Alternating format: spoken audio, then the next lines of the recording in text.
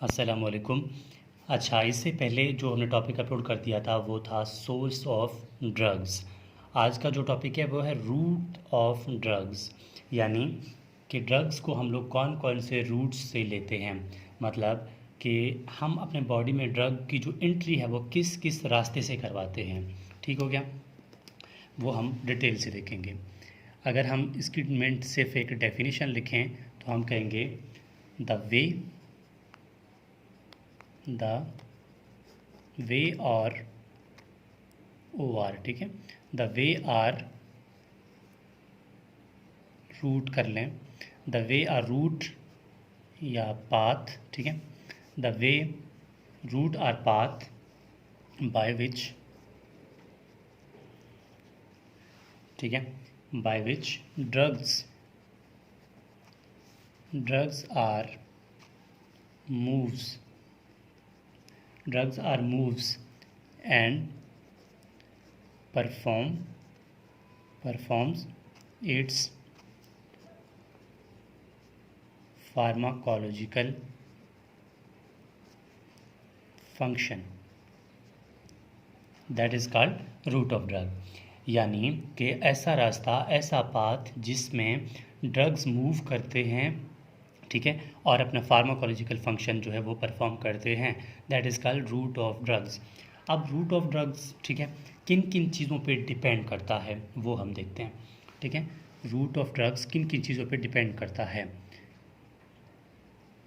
Root of drug, इधर मैं लिख देता हूँ डिपेंड्स ऑन, ठीक है, किस किस चीज़ों पे रूट ऑफ ड्रग जो है वो डिपेंड करता है। लाजमी बात है, कोई फैक्टर्स होंगे ना। अब इसको याद रखने के लिए हम सिर्फ एक छोटा सा एक निमोनिक सा फार्मूला लेंगे, ठीक है। वो ये है PCS, ठीक है, PCS BMR C। इसको आप इस तरह याद रख लें, PCS एक डिग्री है, BMR यानी बेजल मेटाबॉलिक रेट काउंट या कंप्लीट, ठीक है। आप इससे आपको याद रहेगा।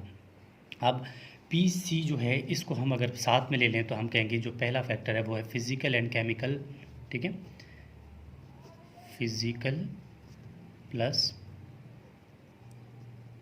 केमिकल। यानी कि अगर हम कोई भी ड्रग ले रहे हैं तो वो फिज़िकली किस तरह दिखता है, या तो वो लिक्विड है, ठीक है, लिक्विड है, या सॉलिड है, या फिर गैस है। पहले तो हम वो देखेंगे। अगर लिक्विड होगा तो हम ऑरली ले लेंगे, सॉलिड हो गया तब भी ऑरली हो गया, गैस हो गया तो हम लोग बाय इनहेलिंग ले सकते हैं, ठीक है। ये कुछ कंडीशंस हैं। अब दूसरा जो है एस वर्ड आ रहा है, एस का मतलब है साइट ऑफ एक्शन, ठीक है, site of an action. Site of an action का मतलब क्या कि ड्रग को हम किस लिए ले रहे हैं, ठीक है।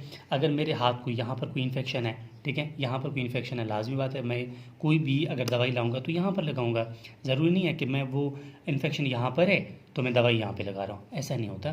कि हमें वो साइट देखना है कि हमने ये एक्शन ड्रग का कहाँ पर करवाना है। ठीक हो गया, ये भी हो गया। अब तीसरा जो है वो आ रहा है एस। हाँ, एस हो गया, ये बी आ रहा है। बी का मतलब है बायो अवेलेबिलिटी, ठीक है, बायो अवेलेबिलिटी ऑफ ड्रग।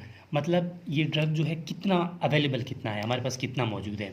अगर मसलन हम कोई एक टैबलेट लेते हैं, ठीक हो गया, ये टैबलेट हमने लिया, ये टैबलेट सबसे पहले तो जाएगा जीआईटी में। जीआईटी में कहाँ पर, स्टमक में। स्टमक में क्या होगा कि ये जो टैबलेट आया है स्टमक में ये डिसइंटीग्रेट हो जाएगा, यानी छोटे छोटे टुकड़ों में कन्वर्ट हो जाएगा। डिसइंटीग्रेट करने के बाद ये डिज़ोल्व हो जाएगा, ठीक है, ये क्या हो गया, डिज़ोल्व हो गया। डिज़ोल्व होने के बाद ये कहाँ जाएगा, दोबारा इंटेस्टाइन में जाएगा, ठीक है, ये आ गया इंटेस्टाइन में, स्मॉल इंटेस्टाइन में आता है सबसे पहले, ठीक है। स्मॉल इंटेस्टाइन के बाद ये आएगा लार्ज इंटेस्टाइन में, ठीक है, लार्ज इंटेस्टाइन में। लार्ज इंटेस्टाइन के बाद ये कहीं जाकर एब्जॉर्ब होकर फिर आएगा किसके पास, ब्लड के पास। ये अभी देखते हैं किस तरह। अगर हम लोग कोई ऑरल चीज़ लेते हैं, ठीक है,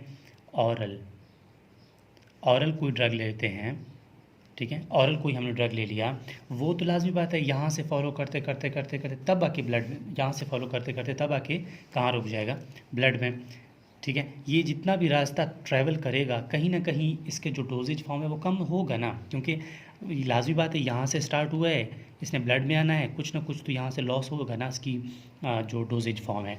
ये तो क्या ऑरल, हम कहेंगे कि ऑरल कोई भी हम ड्रग लें तो उसकी जो अवेलेबिलिटी है वो 100% कभी भी नहीं होता, कभी भी नहीं होता। क्यों नहीं होता? क्योंकि इसने इतने ये सारा ट्रैवल करना होता है, ठीक है, लेट आकर ब्लड में पहुंचना होता है, और इसी की वजह से ये इसके डोजेज जो फॉर्म है वो कुछ पीछे रह जाते हैं। अगर हम लोग यहाँ पर कोई आईवी इंजेक्शन ले लें, ठीक है, आईवी यानी इंट्रावेनस इंजेक्शन ले लेते हैं, ये इंजेक्शन क्या करेगा, ये डायरेक्ट एंटर होता है किस में, ब्लड में, और हम लास्ट में इसको भी कहाँ ला रहे थे, ब्लड में।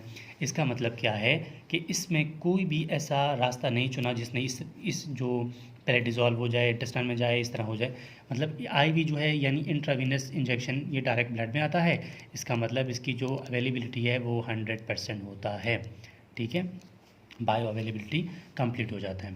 अब पॉइंट 4 है, पॉइंट 4 में क्या आ रहा है, एम है, एम का मतलब है मेटाबॉलिज्म, ठीक है, मेटाबॉलिज्म। हाँ, अब मेटाबॉलिज्म के भी दो तरीके हैं यहाँ पर। मेटाबॉलिज्म या तो फर्स्ट ठीक है, फर्स्ट पास होता है, या जो है मेटाबॉलिज्म जो है वो सेकंड पास होता है। सिंपल बात है, एक ही बात है जो मैंने अभी बताया। फर्स्ट पास का मतलब क्या है कि कोई भी टैबलेट हमने लिया, ये एक टैबलेट है, ठीक है, कोई भी टैबलेट हमने लिया, वो टैबलेट क्या करता है, इंटेस्टाइन की इस रास्ते को फॉलो करता करता करता कहीं ना कोई लास्ट में के ब्लड में पहुंच जाए।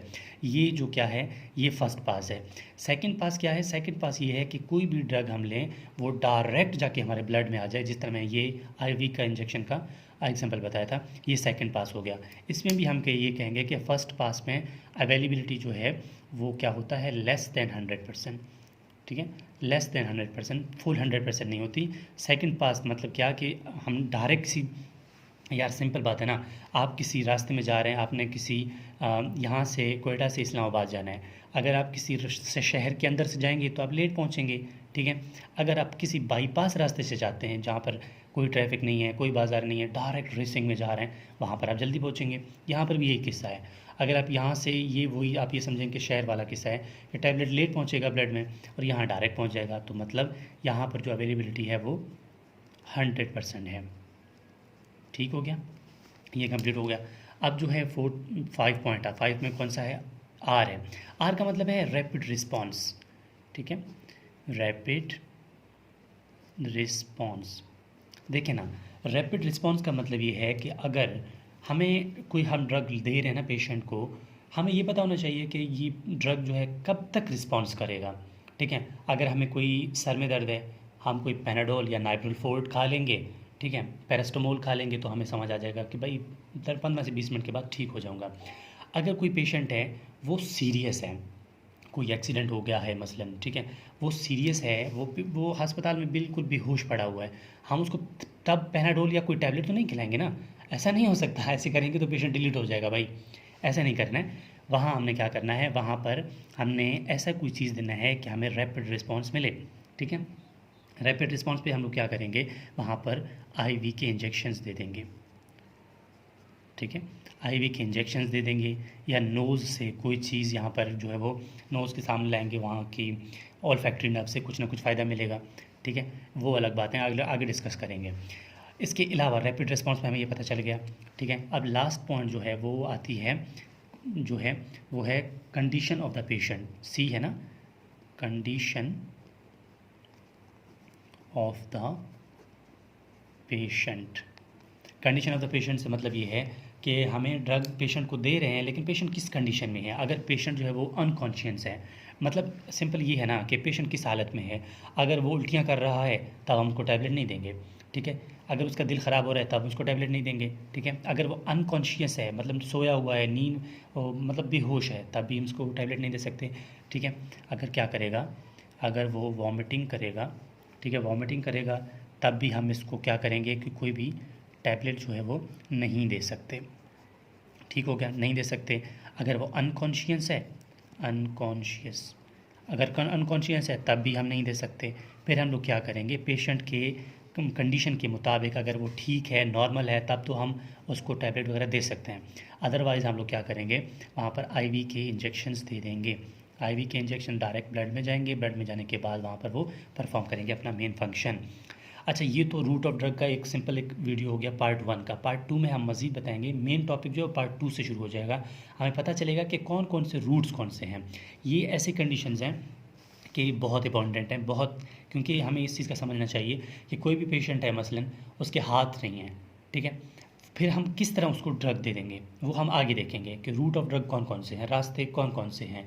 कोई कोई ऐसा पेशेंट आया है ब्लास्टिंग की वजह से मसलन कोई हाथ या पाँव दोनों ख़त्म हो गए हैं, ठीक है, फिर हम उसको कैसे जो है वो इंजेक्शन दे देंगे, कौन कौन से रूट हैं, कौन कौन से रास्ते हैं, वो हम पार्ट 2 यानी अगली वीडियो में देखेंगे। ये है रूट ऑफ ड्रग का पार्ट 1 वीडियो, जिसमें आपको सारे कंडीशंस डिपेंडिंग का पता चल गया कि कौन सी चीज़ किस पे डिपेंड करता है। Thank you.